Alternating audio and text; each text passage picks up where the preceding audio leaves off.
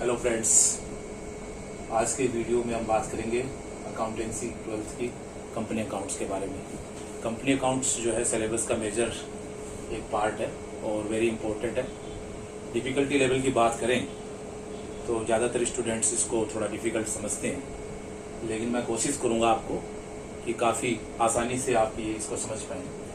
सबसे पहला जो इसमें लेसन है वो है accounting for share capital.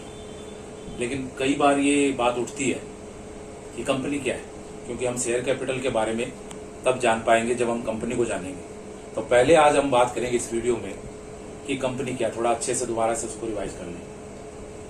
11th के बिजनेस स्टडी के सिलेबस में टाइप्स ऑफ बिजनेस ऑर्गेनाइजेशंस की बात की गई है और उसमें कंपनी के बारे में काफ़ी डिटेल से बताया गया है।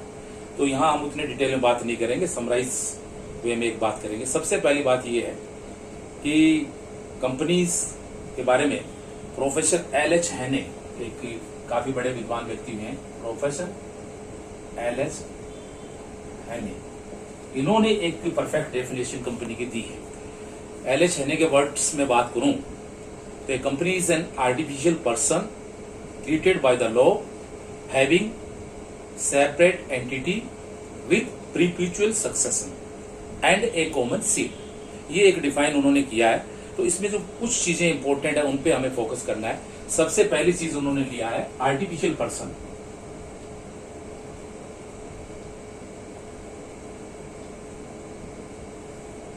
आर्टिफिशियल पर्सन यूं कहा गया है कि कंपनी का जो बर्थ है बाय लॉ होता है। लॉ की बात चली तो मैं थोड़ा सा आपको ये क्लियर करना चाहूंगा कि हमारे इंडिया के कंसेप्ट में हम बात करें तो इंडिया में सबसे पहले 1956 का एक्ट, कंपनीज एक्ट काफी चलता रहा, लेकिन काफी कुछ चेंजेस आने के बाद रिसेंटली गवर्नमेंट ने 2013 में नया कंपनी एक्ट बना दिया, न्यू कंपनी एक्ट। और करंट में 2013 का एक्ट 1 अप्रैल 2014 से पूरे कंट्री में लागू है। तो अभी जब एक्ट की बात हम करेंगे 2013 की बात करेंगे। तो आर्टिफिशियल पर्सन का मतलब ये है कि कंपनी का जो बर्थ होता है बाय लॉ होता है, बाय रजिस्ट्रेशन और इनकॉर्पोरेशन। और जब लॉ में वो रजिस्टर्ड हो जाती है तो उसको as a person, like we are the natural person which is हम क्रिएटेड होते by the God by the birth. तो कंपनी का बर्थ होता है वो लॉ से होता है, इसलिए उसको आर्टिफिशियल पर्सन बोला गया है। काफी कुछ राइट्स उसको भी है। कंपनी अपने नाम से बिजनेस कर सकती है, एसेट्स एक्वायर कर सकती है, ट्रांजेक्शन्स कर सकती है। दूसरी चीज इसमें जो हेले ने कवर की वो आया था क्रिएटेड बाय द लॉ। जैसा मैं ऑलरेडी आपको बता चुका हूं, क्रिएटेड बाय द लॉ। कभी भी कंपनी का जो बर्थ होगा वो लॉ में रजिस्ट्रेशन या इनकॉर्पोरेशन के बाद होगा। इंडिया में हमारे करंट जो एक्ट है 2013 में उसका रजिस्ट्रेशन हो सकता है, या इससे पहले के जो भी लॉ है 1956 का हो या उससे पहले का हो, बिफोर द इंडिपेंडेंस हो, किसी भी लॉ में जब उसका इनकॉर्पोरेशन हो जाएगा तो कंपनी बर्थ लेगी। तो second is very also very important. Then आता है separate entity. This is also very important. Separate entity. Separate इस कॉन्टेक्स्ट में कहा गया है कि कंपनी जो होती है उसका जो कैपिटल है, आगे जब बात हम करेंगे उसमें डिटेल में, वो कैपिटल शेयर्स में होती है और उसमें जो पैसा इन्वेस्ट किया होता है, रियल जो ओनर होते हैं कंपनी के, real owner, they are the share holders, they invest the money. But company का जो अपना एग्जिस्टेंस है, अपना जो एंटिटी है, वो उनसे बिल्कुल सेपरेट होता है लॉ में। कंपनी एक अलग चीज है, शेयर होल्डर्स अलग चीज है। सिंपल वर्ड्स में बात करें तो शेयर होल्डर्स को एग्जिस्ट करना या न करना कंपनी के एग्जिस्टेंस पे कोई उसका असर नहीं है। शेयर होल्डर्स आते रहते हैं, जाते रहते हैं। इवन कोई भी शेयर होल्डर एग्जिस्ट नहीं कर रहा है, सब शेयर होल्डर यदि खत्म भी हो गए तो भी कंपनी जिंदा रहेगी। इसीलिए कंपनी को कानून में एक सेपरेट एंटिटी दिया गया है। देन आता है सेपरेट एंटिटी के बाद में आता है perpetual succession. This is also very important. Perpetual succession. Just अभी मैंने क्लियर किया कि कंपनी के बारे में एक छोटी सी बात मैं आपको बताना चाहूंगा। एक ये बात चलती है कि एक बार ऐसा हुआ कि कंपनी का एजीएम एनुअल जनरल मीटिंग हो रहा था। All of the share holders are present there, also the directors and every. और ये बात किसी विश्व युद्ध की बात है और दुश्मन ने वहां कुछ इस तरह का कुछ किया कि सारे लोग खत्म हो गए। तो एक क्वेश्चन उठता है कि जब कोई नहीं बचा तो क्या कंपनी बची? तो यहाँ एक आंसर था कि कंपनी बची। क्यों बची? क्योंकि कंपनी का सेपरेट लीगल एंटिटी और प्रीम्यूचुअल सेक्शन है, कि मतलब ये है कि कंपनी का कोई भी व्यक्ति यदि छोड़ के चला जाता है कंपनी को, शेयर होल्डर शेयर बेस के किसी उससे अलग हो जाता है, तो उस कंपनी पर उसका कोई असर नहीं होगा। कंपनी कंटिन्यू अपना काम करती रहेंगी। कुछ लोग नए शेयर होल्डर्स आते रहेंगे, नए लोग शेयर लेते रहेंगे, पुराने लोग जाते रहेंगे। तो अब प्रीम्यूचुअल का मतलब यही है कि कंटिन्यूसली वो वर्क करती रहेगी till the end through the law. जन्म कानून से हुआ और उसकी जो समापन होगा कंपनी का, लिक्विडेशन होगा, जो वाइंडिंग अप होगा, that is also through the law. Without law उसका वाइंडिंग अप संभव नहीं है। देन आता है common seal. This is also very important. Common seal as a person, हम किस इंपॉर्टेंट डॉक्यूमेंट्स पे या किसी भी चीज पे कुछ काम करते हैं तो अपना साइन करते हैं, सिग्नेचर करते हैं। कंपनी को चूंकि आर्टिफिशियल पर्सन है, बहुत सारे राइट्स उसको हैं, वो अपने नाम से एसेट्स रख सकती है, अपने नाम से बिजनेस कर सकती है, कॉन्ट्रैक्ट कर सकती है। तो क्वेश्चन ये राइज होता है कि कंपनी अपने सिग्नेचर कैसे करेगी? ये बात बिल्कुल ठीक है कि शेयर होल्डर्स में से कुछ लोग इलेक्टेड होते हैं, they are the board of directors, BODs. वो कंपनी के डे टू डे ऑपरेशन को ऑपरेट करते हैं, देखते हैं, और जहां जहां कंपनी को जरूरत होती है अपने सिग्नेचर्स की, तो एक कॉमन सील यानी उसके लिए एक सारू मुद्रा, हिंदी में आप बात करें तो उसको दी जाती है, उसी का वो प्रयोग करती है। तो इंपॉर्टेंट डॉक्यूमेंट्स है या जो भी चीजें जहां कंपनी को सिग्नेचर है, कंपनी के सिग्नेचर के लिए उसका यूज किया। ये कुछ चीजें जो है एलएच हेने की डेफिनेशन से क्लियर हुई। इसीलिए एलएच हेने ने चूंकि सारी चीजों को कवर किया, उनकी डेफिनेशन को सबसे अच्छा माना है। अब बात करते हैं लॉ क्या कहता है। 2013 का जो लॉ है उसकी section 2 subsection 20, 2013 companies act section 2 subsection 20, section 2 subsection 20 में कंपनी को डिफाइन किया गया है। क्या डिफाइन किया गया है कंपनी को? कि company means a company incorporated under this act और any previous company law. Very simple, दो ही चीजों पे जोर दिया गया है, ज्यादा इसमें कुछ डिफाइन नहीं किया गया है कि कोई भी ऐसी कंपनी जो इस लॉ के अंडर में, इस लॉ से मतलब 2013 के लॉ में इनकॉर्पोरेट हुई है, रजिस्टर्ड हुई, या इससे पहले के किसी लॉ में, जैसे मैंने आपको शुरू में बताया कि 1956 में लॉ इंडिया में था, तो उस लॉ में या उससे पहले भी किसी लॉ में वो इनकॉर्पोरेट हो रही है, रजिस्टर्ड हुई है, तो उसको इंडिया में एज ए कंपनी ट्रीट किया जाएगा। तो यहाँ फीचर्स के बारे में बात नहीं की है, सिर्फ लॉ की बात की गई है। करंट लॉ में या तो रजिस्टर्ड हो या उससे पहले वाले किसी भी लॉ में वो इनकॉर्पोरेट हुई हो। तो ये दो डेफिनेशंस के बारे में हम ये जान पाए कि कंपनी क्या कुछ है।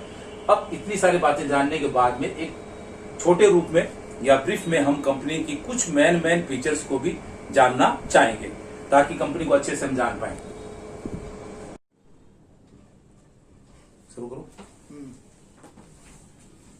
Features of A company. Features की हम बात करें तो अब ये जानना जरूरी है कि कंपनी की विशेषताएं क्या, कैसे हम उसको जान सकते हैं। तो वही चीजें, सबसे पहले इनकॉर्पोरेशन। Incorporation means registration. कोई भी कंपनी संसार में कहीं भी हो, उसका जो जन्म होगा, उसका जो बर्थ होगा बाय द लॉ होगा, क्रिएटेड बाय द लॉ। बात के बारे में बात करें तो अपने देश में 2013 का जो कंपनी एक्ट है उसमें उसका इनकॉर्पोरेशन और रजिस्ट्रेशन होना चाहिए, या उससे पहले के किसी भी कंपनीज एक्ट में 1956 या उससे पहले के। तो किसी भी लॉ में जब तक उसका रजिस्ट्रेशन नहीं होगा कंपनी का जन्म नहीं हो सकता। सेकंड थिंग है legal, separate legal entity. Company की जो एंटिटी है उसका जो अस्तित्व है वो सेपरेट होता है। जैसा मैं पहले भी आपको बता चुका कि जो ओनर होते हैं कंपनी के, they are the share holders, members, they invest the money, they invest the capital, but always their existence, their entity of the company is separate from them. Very simple. Share holders आते रहते हैं, नए share holder आते हैं, पुराने share holder share बेच के चले भी जाते हैं। कुछ शेयर होल्डर है वो यदि चले भी गए, छोड़ भी गए या कुछ भी हो गया तो कंपनी के एंटिटी पे उसका असर इसलिए नहीं होता कि कानून कंपनी को एक अलग या पृथक व्यक्तित्व मानता है।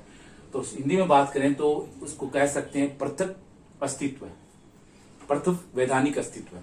तीसरी बात आती है आर्टिफिशियल पर्सन। ऑलरेडी हम डिस्कस कर चुके हैं कि कंपनी को भी एक पर्सन माना गया है। Company is not a natural person, something different. कानून में जन्म हुआ है तो कानूनी तौर पे उसको एक आर्टिफिशियल, कृत्रिम वैधानिक व्यक्ति उसको माना गया है। कृत्रिम वैधानिक व्यक्ति का मतलब यही है कि कानून की निगाह में या कानून की नजरों में company can on the property, अपने नाम से प्रॉपर्टी ले सकती है, एसेट्स ले सकती है। और सेकंड, वो एंटर इनटू द कॉन्ट्रैक्ट, किसी भी व्यक्ति से खरीदने का, बेचने का, अपने नाम से बिजनेस करने का उसको अधिकार है, वो कॉन्ट्रैक्ट कर सकती है। ये दो राइट्स हैं जो एक नेचुरल पर्सन को एक पास तो नहीं है, लेकिन कंपनी को भी मिले हुए हैं। उसके बाद बात आती है प्रीपिचुअल एग्जिस्टेंस। प्रीपिचुअल एग्जिस्टेंस से सिंपली वही चीज है कि not affected by the death और द लीनियंसी और the bankruptcy of his members और शेयर होल्डर्स। कोई भी जो उसका मेंबर है, शेयर होल्डर है, उसकी मृत्यु हो जाती है या उसका जीवन समाप्त हो जाता है या वो दिवालिया हो जाता है या किसी भी तरह का कोई उसका अस्तित्व पे कोई दिक्कत आती है, तो कंपनी के सेहत पे या कंपनी के अस्तित्व पे उसका कोई असर नहीं है। कंपनी, एक कहावत है कि मेंबर्स में कम्स, मेंबर्स में गो, पर company goes for ever. Share holders आते रहेंगे, मेंबर्स आते रहेंगे, जाते रहेंगे, ट्रांसफर अपने शेयर्स करते रहेंगे, लेकिन कंपनी के अस्तित्व पे इसका कोई प्रभाव नहीं पड़ेगा। कंपनी निरंतर कार्य करती रहेगी।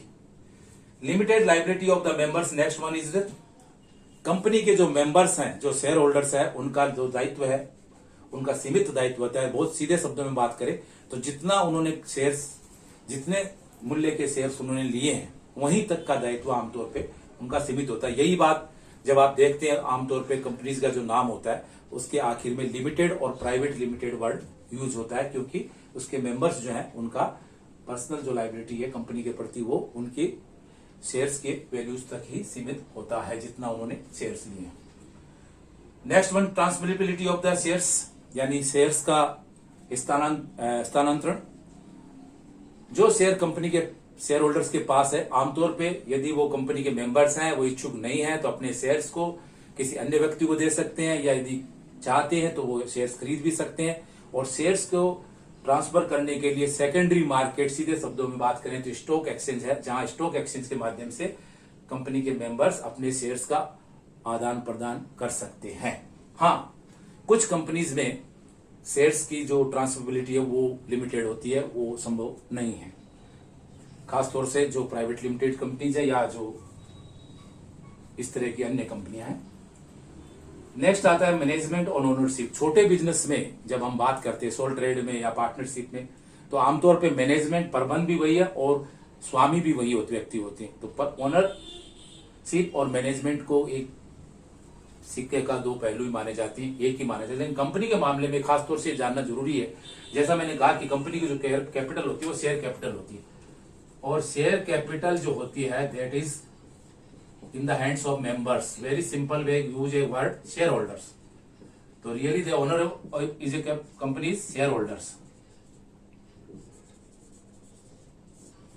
और शेयर होल्डर्स समटाइम्स लाखों में हो सकते हैं, हजारों में हो सकते हैं।